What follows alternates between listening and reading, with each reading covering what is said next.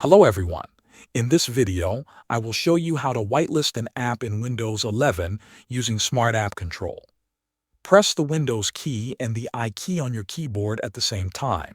This will open the Settings window. Inside Settings, look at the left side and click on Privacy and Security. Now, on the right side, find and click on Windows Security. This will open the main security dashboard. Next, click on App and Browser Control. This will open a new window for security settings related to apps. In this window, look for Smart App Control settings and click on it. You will now see the Smart App Control options. Here, you will notice that if it is turned on, it may block apps that are not trusted. To allow your app to run, select the Off option.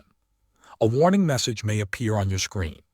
It will tell you that once you turn off Smart App Control, you cannot turn it back on unless you reset your PC. Read the warning carefully. If you are sure, go ahead and confirm turning it off. Once this is done, Smart App Control will no longer block apps, and you will be able to run the app that was previously blocked. Thanks for watching.